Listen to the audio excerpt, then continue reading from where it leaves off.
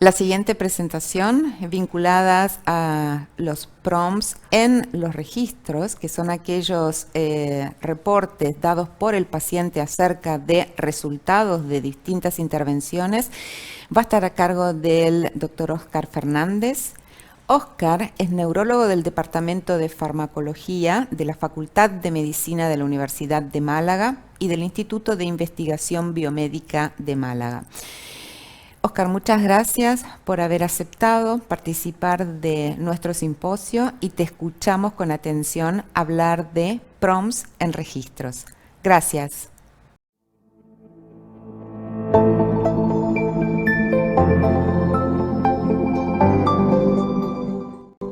Soy el doctor Óscar Fernández, soy neurólogo, actualmente en el Departamento de Farmacología de la Facultad de Medicina de la Universidad de Málaga y en el Instituto de Investigación Biomédica de Málaga, España. Primero, dar las gracias a los organizadores por invitarme a participar en esta reunión, que me va a permitir tratar un tema tan interesante como los prompts en los registros, ¿no? Lo primero es tratar de ver qué son los prompts y si realmente son necesarios, si acaso cuál de ellos podría utilizarse, cuál es el panorama de las cohortes de pacientes y los registros y si los PRO o prompts son utilizados realmente en los registros, y presentaré algunos datos de Norteamérica y globales, pero fundamentalmente de Europa. Diré unas palabras sobre la salud digital y trataré de llegar a algunas conclusiones. De entrada, para aclarar qué son PRO y PROMS, pues son resultados comunicados por los pacientes o medidas de resultados comunicados por los pacientes. Como esto es muy largo, hablaré de PRO o PROMS a partir de este momento. En primer lugar, no existe una definición única de qué son los PRO, pero pues que hay distintos matices, por ejemplo, de la FDA y de la EMA no son exactamente iguales, pero bueno, en realidad se trata de aquella información que nos dan los pacientes referentes a su salud, enfermedad o tratamientos sin que intervenga nadie más, es decir, sobre todo que no participen los clínicos, pero tampoco cualquier otra persona. Tiene que ser que directamente ellos faciliten la información. Y la única diferencia entre la EMA y la FDA es que la EMA es más bien utilizaría aquella información que dan activamente los pacientes, mientras que la FDA aceptaría de entrada la información que dan de forma activa o pasiva. ¿Cómo es la información pasiva? Sobre todo de forma digital. Los pacientes pueden llevar usables, es decir, una camiseta, o puede llevar un reloj que de forma activa, porque puede ser el paciente el que dé la información a través de, por ejemplo, un teléfono móvil, pero también puede ser de forma pasiva a través de estas usables, como puede ser un reloj que te informe sobre algunos aspectos o parámetros biológicos, como la marcha, el latido cardíaco, etcétera. Por lo tanto, PRO es aquello que dicen los pacientes exactamente y nada más. Bien, ¿y realmente se necesitan? Bueno, esto ya se supo hace bastantes años, lo sospechábamos, pero fue Rodwell que publicó un artículo que ha sido citado infinidad de veces porque el título era muy sugerente, es decir, los doctores y los pacientes no están de acuerdo. ¿Y por qué? Porque ellos veían que los médicos estamos atentos a los aspectos físicos esencialmente, pero los pacientes le interesaban más los aspectos emocionales, psicológicos, etcétera. Hay que decir que este estudio se hizo en poquísimos pacientes y poquísimos clínicos, pero gracias a Dios y a la doctora israelí de Buenos Aires, pues esto se ha confirmado en el año 18, es decir, recientemente, y vuelve a ver que los pacientes y los médicos tenemos distintas opiniones, ¿no? Aquí los clínicos vuelven a opinar en el aspectos físicos, también algo más de la salud general, pero los pacientes tienen interés en otros aspectos, no solo en estos aspectos, sino también, sobre todo, en aspectos emocionales, en aspectos psicológicos, ¿verdad? Por lo tanto, la información que nos ofrezcan los pacientes es relevante porque no se captura cuando se tienen en cuenta los parámetros biológicos que utilizamos los médicos. Y esto tiene que ver con cuál es el marco en que se desarrollan estos aspectos. Los aspectos clínicos tienen que ver con los síntomas, la discapacidad, también en algún momento actividades de la vida y participación social, etcétera. Sobre todo estos aspectos son claramente clínicos, mientras que los pacientes tienen que ver su información más con la calidad de vida, que es una medida mucho más global de cómo afecta la enfermedad, la salud o los tratamientos a las personas, ¿verdad? Por tanto, esta información es muy valiosa. ¿Esto cómo se hace? Pues para construir un instrumento, yo participé en uno de estos instrumentos, se obtiene información esencialmente de los pacientes, es decir, no solo esencialmente, realmente los buenos instrumentos tienen que proceder de los pacientes. Se obtiene un montón de preguntas que tienen los pacientes que quieren ser contestadas. Estos los médicos los agrupamos en dominios, por ejemplo, dominio psicológico, dominio físico, y obtenemos una puntuación global, un score global. De tal manera que tenemos tres aspectos: los ítems particulares, los dominios particulares y la evaluación global en el instrumento. El instrumento que yo participé se llama Escala de Vida Internacional en Esclerosis Múltiple, MUSICOL es el acrónimo. Y inicialmente teníamos 72 ítems que luego por métodos estadísticos se redujeron a 31, es decir, se eliminó aquellos que no aportaban y solo se mantuvieron los que sí aportaban. Los dominios eran actividades en la vida diaria, bienestar psicológico, síntomas, relación con amigos, relación con la familia, relación con el sistema sanitario, satisfacción con el sistema de salud, la vida sentimental y sexual, y el afrontamiento y el rechazo, y todo ello nos da una puntuación global, es decir, que podemos saber qué responden a cada uno de los ítems, cuál es el movimiento de la calidad de vida en cada uno de estos dominios y al final tener una puntuación global. Esto es importante. Hay que tener en cuenta que estas puntuaciones en esta escala, cuanto más es mejor, cuanto más puntos, mejor calidad de vida, pero hay escalas que son inversas y tenemos que tener muy en cuenta este aspecto cuando veamos cada uno de los instrumentos.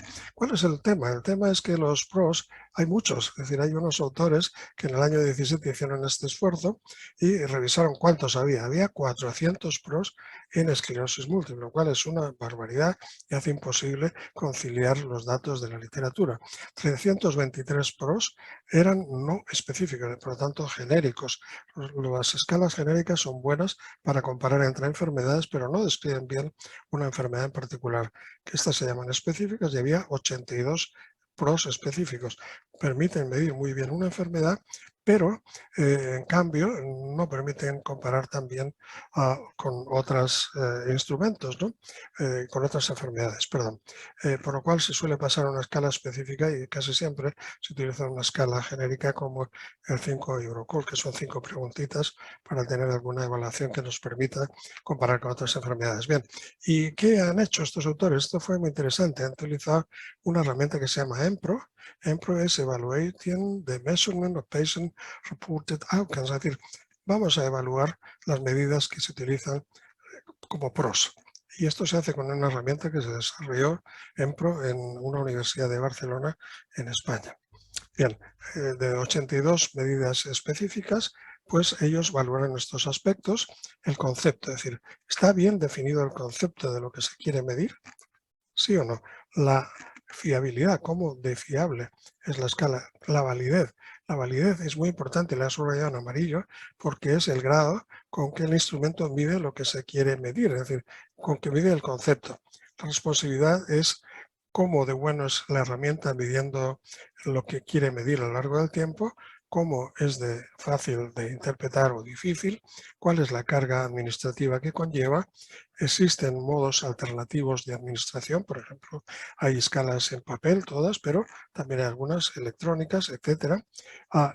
¿Cuáles han sido las adaptaciones lingüísticas y transculturales? Y por último, da una puntuación, la herramienta EMPRO, esta de aquí, pues da una puntuación global de cada uno de los instrumentos que queremos evaluar, ¿no? De los 82 que dijimos que eran Ms específicos de esclerosis múltiple, 14 puntuaban más de 50 en EMPRO. Cuando en EMPRO se puntúa más de 50 es que esa escala es aceptable. Había algunas que eran de aspectos muy puntuales, como puede ser la fatiga o la marcha, pero la mayoría eran escalas de calidad de vida que ahora veremos, porque de las 14 seleccionaron 8 que son las más utilizadas en los ensayos clínicos, que es donde se necesita utilizar estas escalas para evaluar pues, los tratamientos y el impacto que tienen en la vida de los pacientes. Algunas de ellas, insisto, son buenas, todas miden más de 50, todas son buenas, más de 50, pero algunas tienen alguna puntuación muy buena, como la MS Walking Scale, la escala de la marcha de 12 ítems, que mide muy bien, pero mide la marcha, que es una función. El FAMS es una buena escala, yo hice la validación en español en España, pero FAMS es una escala de cáncer a la que se han añadido unas cuantas ítems por expertos. El Primus es también un buen instrumento, pero tiene un problema, que tiene 3 escalas que son independientes de síntomas, actividad, limitaciones de actividad y calidad de vida. Son escalas independientes en conjunto, tienen un número de ítems que es bastante alto. El MS Impact Scale, el que el primer autor es Howard, tiene 29 ítems y según estos autores que han evaluado esta herramienta, tiene un problema solo en la validez. Es decir, que cuando vamos a ver cómo de bien mide lo que tiene que medir, tiene algún problema, y lo mismo le ocurre a la escala de Leeds, que tiene problemas de validez. Esta escala solo tiene 8 ítems y tiene poco poder discriminativo, por lo tanto. La escala de Hamburg, el HACMS, tiene 38 ítems y nuevamente le ocurre algo parecido al FAMS. En este caso, el HACMS, la de Hamburg, está hecha en base al FAMS y al SF36. Y lo mismo le pasa al MSchool 54 de Vicre, tiene 54 ítems, por eso se llama MSchool 54, tiene 54 ítems y se basa en 36 ítems del SF36, que es una escala genérica de salud, más 18 ítems específicos que han sido obtenidos por expertos y que se han añadido.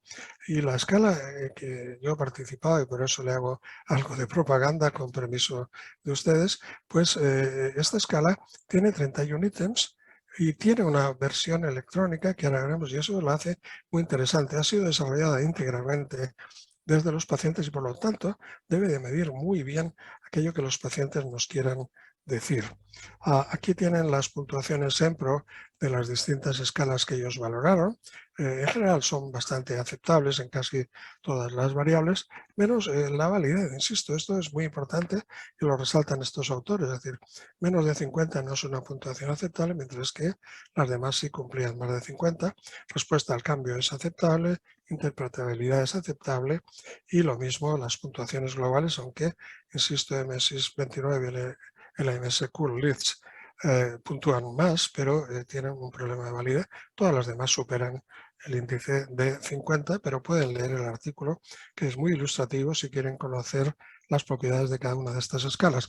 Y este artículo lo he destacado porque uno de los autores es Jeremy Howard, que es el autor del MS29, el autor principal, ¿no?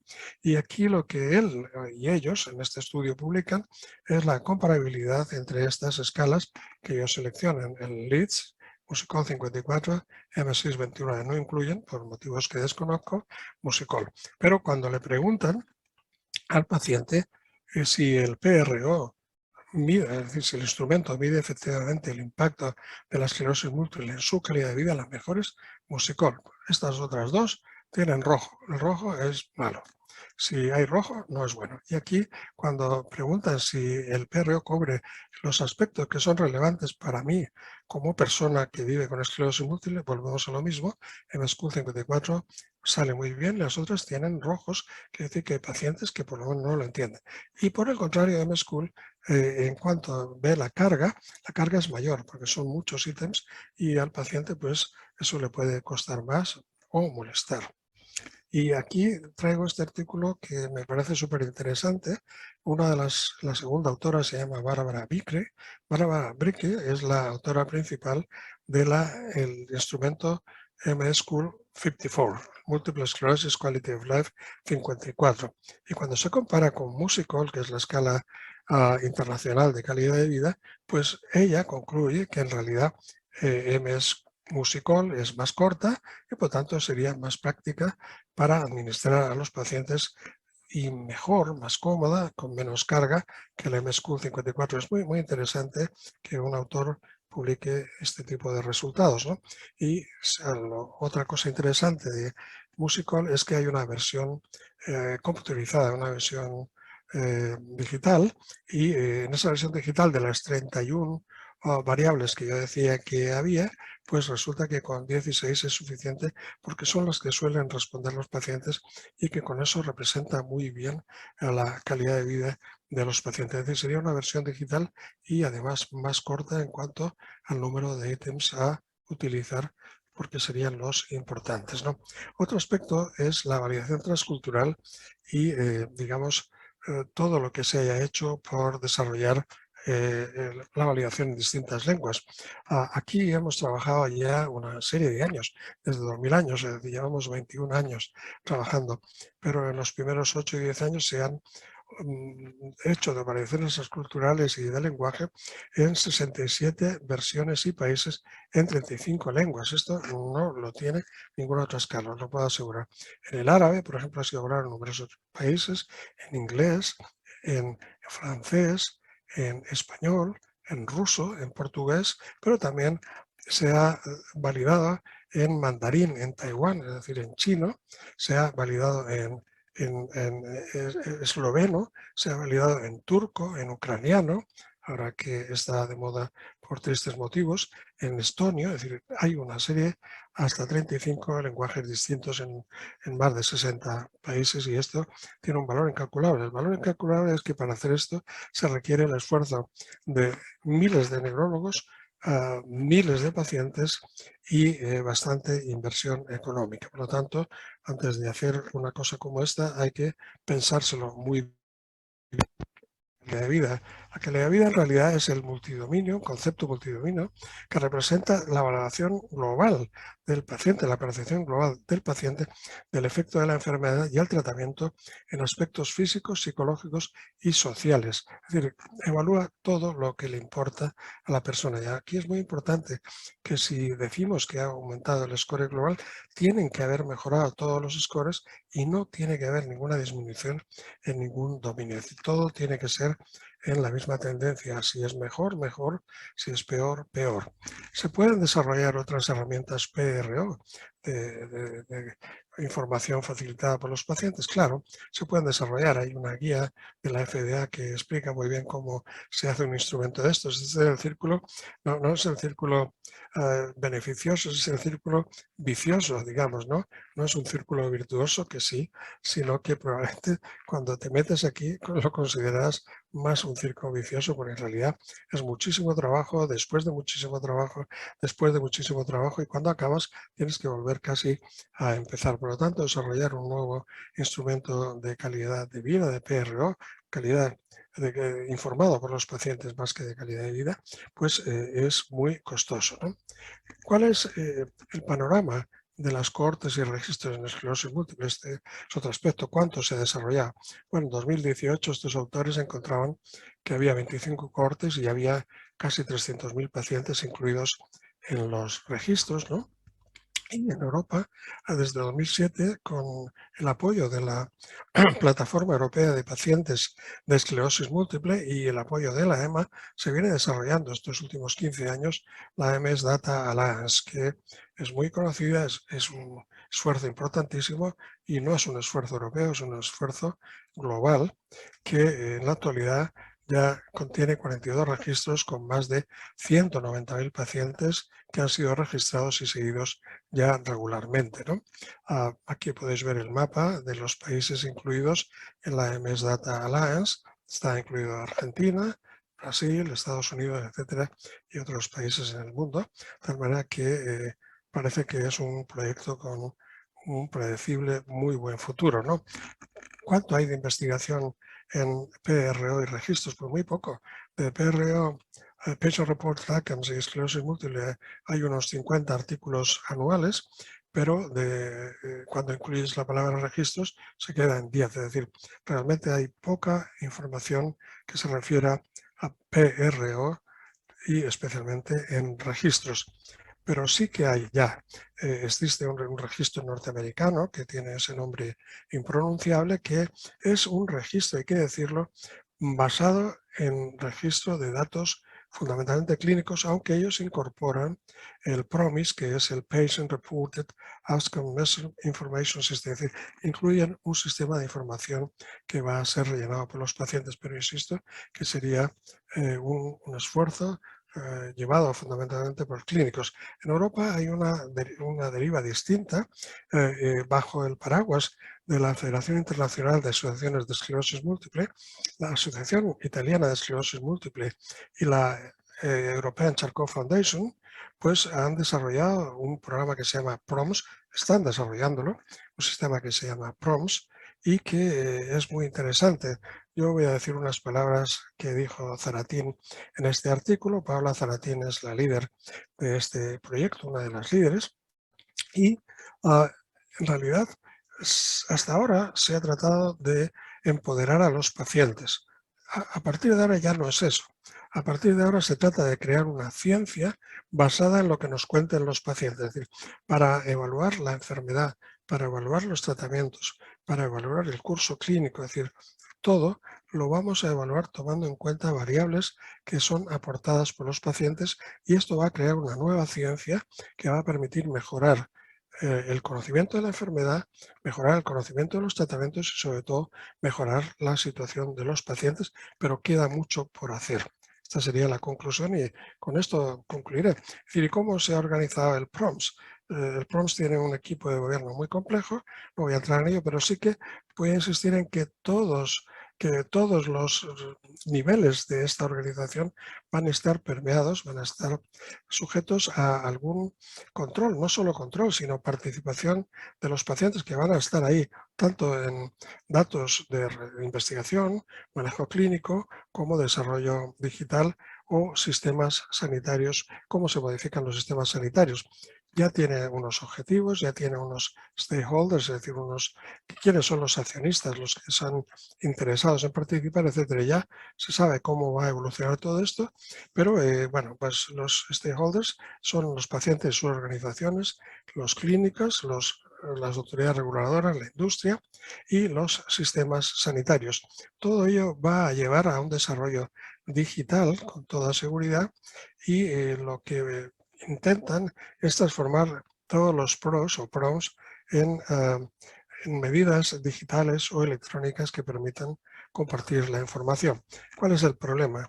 Y aquí tengo que dar las gracias pues a Lisbeth Peters, que de la MS Data Alliance, que me ha facilitado alguna de esta información. Bueno, pues el problema es que en eHealth tenemos hasta 50 aplicaciones que están certificadas por la FDA y la Unión Europea, es decir, son muchos los conocéis. Por ejemplo, Floodlight es muy conocido, Fitbit es conocido, Cognifit es muy conocido, pero son todas herramientas que no son compatibles las unas con las otras. Y luego en los registros hay hasta ahora hasta 11 registros que utilizan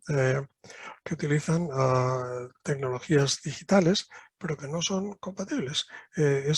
Información, insisto, me la ha facilitado Lisbeth Petter y Lotte Grace de la MS Data Alliance. ¿Qué pasa con los registros? Pues los registros son electrónicos, son muy interesantes, pero tienen grandes dificultades. Hay que ver las dificultades si uno quiere meterse en este campo. La fundamental quizás es que los sistemas electrónicos varían, pero bueno, hay una serie de dificultades en las cuales yo no voy a entrar aquí. Cualquiera puede leerse. Esta es una guía que está accesible a través de Internet y, bueno, pues analiza todas las ventajas, que las hay, pero como ves, los inconvenientes, la lista por lo menos es más larga que las ventajas. Al final la ventaja es esencial porque va a permitir que podamos relacionarnos entre unos y otros.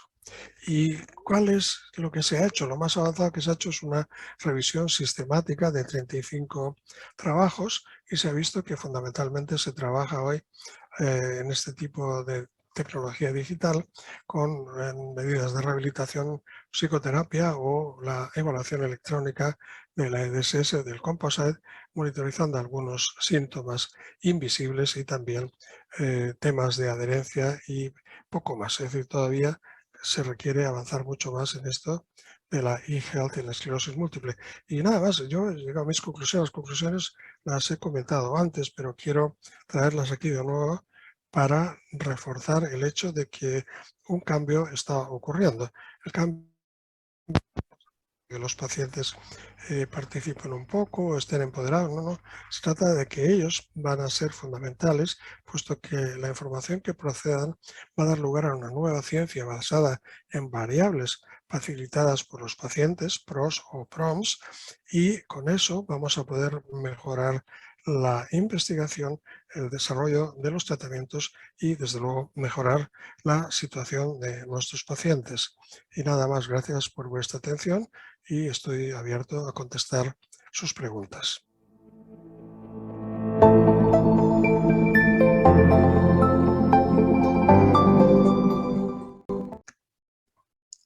Muchísimas gracias, Óscar, por tan excelente presentación y una revisión tan detallada acerca de los últimos aspectos de PRO o PROMS.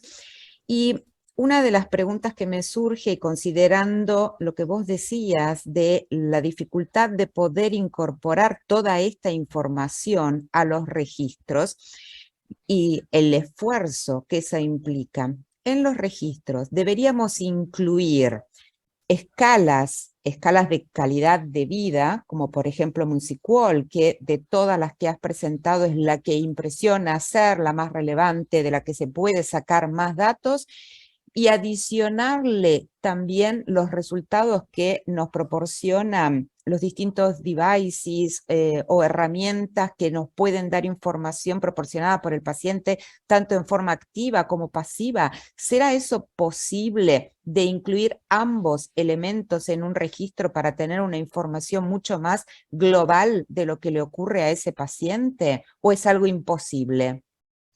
No, no hay nada imposible, Liliana, como tú sabes, ¿no? No hay nada imposible cuando hay voluntad, ¿no? Yo creo que ese es el esfuerzo que está intentando realizar PROMS. PROMS es un esfuerzo global, no es un esfuerzo europeo, pretende ser un esfuerzo global. Lo que pasa es que hay tanta gente que ha hecho tantas cosas y cada uno quiere quedarse con su cosa. También, yo también, pero en realidad creo que desarrollar nuevas PRO, por ejemplo, electrónicas, yo plantearía un problema. Plantearía un problema porque, digamos, yo he querido mostrar con Musicol que eso requiere el esfuerzo de miles de neurólogos, de miles de pacientes y al final vas a tener una herramienta que ya tenemos. Es decir, no vamos a descubrir la pólvora dos veces. Esto que tú planteas es distinto, es decir, se trata primero de seleccionar cuál es el instrumento mejor o, en caso de duda, desarrollarlo, es decir, si no lo hay, desarrollarlo. Se puede hacer, se puede desarrollar un nuevo PRO, pero quizá debería ser de calidad de vida, porque realmente lo que le importa a los pacientes es la calidad de vida. ¿Qué queremos medir? Si es capaz de hacer así un tomatito o si es capaz de no sé qué. Pues a lo mejor no es eso lo que le importa a un paciente, preguntémoslo a los pacientes. Yo creo que eso que tú planteas es lo que se discute en el propio concepto de lo que es un PRO, ¿no? El PRO debe de ser aquello que facilite activamente al paciente, pero también pasivamente. Por lo tanto, necesariamente, y aquí concluiría, deberíamos de incluir ambas medidas. Lo que hay que hacer es ver cómo se puede hacer. Es decir, lo que informa el paciente es activo. Yo creo que se recoge como pro lo mejor en un instrumento de calidad de vida, porque hay otros, pero ya ves, hay hasta 82 y los otros miden, pues el uno la marcha, el otro la fatiga, miden determinados síntomas, son muy parciales. Es decir, un instrumento de calidad de vida podría ser fundamental como core, como núcleo, pero luego habría que ver qué variables, y este es un estudio que hay que hacer, que son ofrecidas de forma pasiva por herramientas como las, no sé cómo se dice en castellano, wearables, usables, o sea, camisetas, cinturones o relojes que miden variables biológicas. Eso se tiene que poder incorporar también a esa medida global que podría ser calidad de vida. Pero eso está por definir, ¿eh? Todavía, que yo sepa, no se ha definido que van a meter un PRO. Pero si vamos a meter un PRO, por favor, leeros el artículo ese de la gente que lo ha revisado, que son fantásticos y que, bueno, pues te dicen qué vale cada uno de los instrumentos y de dónde viene cada uno de los instrumentos, que eso es muy importante. Es decir, la mayoría de los instrumentos no han salido de los enfermos, no han salido pues, de escalas utilizadas en cáncer, el SF36, que es una escala genérica, etcétera. Entonces, ambas cosas serán posibles, pero va a haber que validar cada cosa que pongamos, además de la PRO, que todavía no sabemos cuál será una PRO, tiene que haber, claro. Y meterlo en los registros, sí. Yo lo metería definitivamente. En el momento en que estés, mete por lo menos una. Puedes meter incluso una específica, como puede ser Musicol o MSchool 54, y una que sea genérica como 5 Eurocool, que en realidad son 5 preguntitas que puedes meter, porque eso te permite comparar la esclerosis múltiple en cuanto a calidad de vida con la migraña, con la diabetes, con el cáncer, ¿no? Exacto. Sí, pero yo creo que sí sí va a ser posible ambas cosas que tú propones, pero hay que trabajar mucho. Perfecto. Juan. Óscar, yo te quería preguntar, está claro que desde los registros hoy hay una iniciativa de incorporarlos, de empezar a incluso crear este core dataset como para que haya un set de prompts que sean homogéneos entre los registros y que de alguna manera los distintos registros intenten registrar prompts de una manera estandarizada, como para que los distintos registros mantengan ese set de prompts de esta forma estandarizada. Yo te quería preguntar desde la práctica clínica, desde tu práctica clínica, porque muchas veces nos encontramos con estos stakeholders, quizás no tanto desde los neurólogos que ven pacientes con esclerosis múltiple que se van involucrando y van registrando los prompts, sino desde los decisores que a veces no toman los prompts a la hora de decir, bueno, la calidad de vida, el dolor, la fatiga, no me parece algo tan relevante para tomar una decisión. Y mi pregunta va apuntada si desde la práctica clínica hoy debemos prestar atención a los prompts, debemos estar evaluando, con qué frecuencia debemos estar evaluando los prompts en el paciente puntual y sobre todo qué prompts debemos o qué prompts de alguna manera nos pueden marcar la evolución del paciente en la práctica clínica. ¿Esto va más apuntado a tu práctica clínica o a la práctica clínica recomendada en el seguimiento del paciente con esclerosis múltiple, enfocándola desde el lado del prompts? Sí. ¿Qué es lo que vos recomendás, Óscar? Sí, yo tengo una idea muy clara al respecto, Juan Ignacio. Probablemente tengo un sesgo, como todos, ¿no? Yo, cuando desarrollamos esta escala, insisto, ya lleva casi 20 años de desarrollo, 21 años de desarrollo, lo que planteé fue la posibilidad de tener fuera de las consultas una silla con una tableta y que el paciente rellenase su escala de calidad de vida, porque en realidad con eso tenemos todo. Es decir, yo cuando entro, si tengo la calidad de vida del enfermo, porque yo lo tendría en mi pantalla también, podría saber lo que el enfermo me va a contar por completo, porque si tiene dolor, me va a decir que tiene dolor. Si tiene síntomas, me los va a contar. Si le va mal en la familia, me lo va a contar. Si tiene problemas sexuales o esfinterianos, ya lo va a contar él, porque esas escalas están valoradas para eso. Si cree que le tratan mal o cree que no es bien tratado por alguien del sistema sanitario, también lo voy a saber. Es decir, son escalas tan envolventes que realmente se desarrollan con una metodología increíble. Eso lo hacen los técnicos en Health Economics, los economistas de la salud, y tienen una metodología bastante perfecta. Por tanto, yo creo que alguna herramienta, un pro, debemos utilizar. Quizá, hombre, un rehabilitador que se dedique a la marcha, pues que utilice el MS Walk 12, no 12 ítems, ¿no? La escala de marcha, pero los clínicos, los neurólogos, ¿deben utilizar un PRO? Sí. ¿Lo deben utilizar? ¿Por qué? Porque esa información nos la da el enfermo cuando está fuera, no cuando está dentro. Es decir, tiene que rellenar, se tarda 5 minutos, 6, 7 minutos, 10 minutos máximo en rellenar eso, y te lo puede dar en una hoja, te lo puede dar de forma digital desde una tablet que tengas fuera. ¿Y cada cuánto tiempo? No hay que abusar, tampoco hay que abusar, porque esas, digamos, se pueden agotar, se puede aprender, ¿no? Entonces, quizá 1 o 2 veces al año sería suficiente, porque eso, incluso una vez al año, tampoco tienes por qué usarlo cada 6 meses, porque puede haber un efecto de aprendizaje. Entonces, si lo usas una vez al año, no hay ningún efecto de aprendizaje, porque se ha olvidado para el año siguiente, y te va a marcar una variable que tú no tienes, pero que además la variable la puedes luego desmenuzar. Me va a decir, si el año pasado tenía de calidad de vida 80 y ahora tiene 70, y dices, aquí pasa algo, es una llamada de atención bárbara. Pero luego te vas a los dominios y te vas a los ítems, si quieres, y puedes ver en qué ítems el enfermo se está quejando. Por lo tanto, tú ya vas a saber, pues mira, tiene un problema emocional y resulta que todo el problema es emocional. Vamos a hablar con el psicólogo, vamos a hablar con el psiquiatra. Entonces, pros, ¿hay que utilizarlos? Sí, en la clínica sí.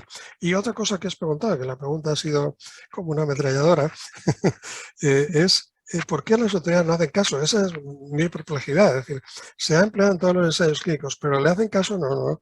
Ellos van a hacer caso a la tasa anualizada de brotes y a la progresión de la discapacidad.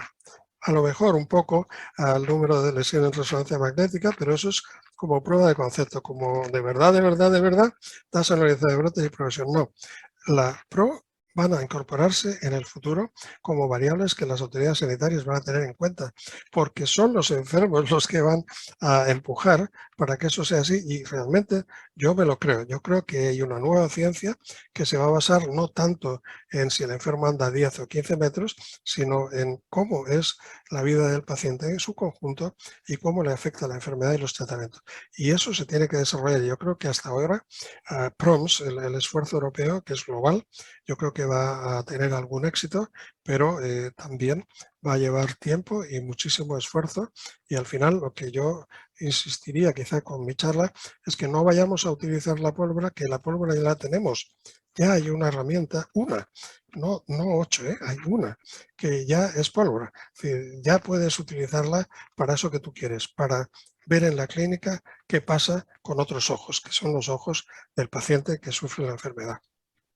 Está clarísimo, está clarísimo. Yo creo que a veces pasa esto, por ahí nos encarnizamos o nos peleamos en ver la mejor herramienta y dejamos de ver y en utilizar las herramientas para empujar a recolectar el dato y llevar a mostrar estos datos a los stakeholders y utilizar estos datos con el fin, que es el fin de mostrar estos datos a los distintos jugadores del sistema para que esos jugadores del sistema empiecen a ver estos datos y nos permitan utilizar estos datos para, no sé, facilitar el acceso a los tratamientos a los pacientes, permitir facilitar el acceso a la salud en los pacientes. Me parece que a veces dejamos de ver el bosque por enfocarnos en los árboles. Por lo menos localmente a veces nos pasa eso. Sí, pero yo creo también que debe de haber un esfuerzo por consensuar qué PRO se mete en los registros, Sin dudas, sin porque dudas. ya te digo, a veces tiene que ver con cuestiones de dónde se desarrolla este instrumento o el otro. Coincido. Yo creo que hay que buscar el que sea más inclusivo, y ese es el que hay que utilizar, ¿no? Ya te digo, yo estaba en alguna reunión donde se ha decidido qué PRO utilizar en un ensayo clínico, y la decisión fue, en el caso ese, fue utilizar el MSchool 54 porque era el que más se usaba. Y decía, pero oye, si es que la autora de ese PRO dice que cuando utiliza el otro tarda menos y es igual de eficiente. Y digo, oye, chicos, pues si lo dice la autora, utilicemos el más eficiente y que lleva menos esfuerzo y menos tiempo para los pacientes, ¿no? Sí, está claro. Absolutamente, sí. Sí. No, coincido que ese punto también es central, y acá por lo menos localmente, en donde hay muchos registros en desarrollo, y es uno de los puntos de decir, bueno, ¿cuáles son las herramientas que vamos a utilizar y qué es lo que se recomienda? Es un punto central, decir, bueno, que se estandarice, que Patient Report Outcomes debieran utilizarse de una manera homogénea, es un punto central también. Por favor, revisar el artículo ese de los autores que utilizan EMPRO, porque Sí. ellos han hecho el esfuerzo por nosotros. Cuando uno ve que hay 400 perros, dice, Dios Sí. mío, ¿ahora qué hago? Y dice 82 esclerosis múltiple, ¿y ahora qué hago? Pues si te lo dejan en 5, 6 o 7, tú ya puedes elegir uno de esos por lo menos. Te reduce mucho digamos, el scope, te reduce mucho el campo de mirada, ¿no? Totalmente. No, sí, por supuesto. Y como vos decías, recolectar estos datos es muy importante porque tenemos que incluir la voz de los pacientes en todas nuestras actividades, La tarea es dura, pero vale la pena seguir adelante, realmente incluirla en los registros, porque la información es muy relevante. Así que muchísimas gracias, Oscar, por haber participado de nuestro simposio, por esta excelente presentación y por esta magnífica discusión que hemos sostenido. Gracias. Muchas gracias a ambos y también a todos los organizadores, aunque no estén presentes. Gracias. A ti. Gracias.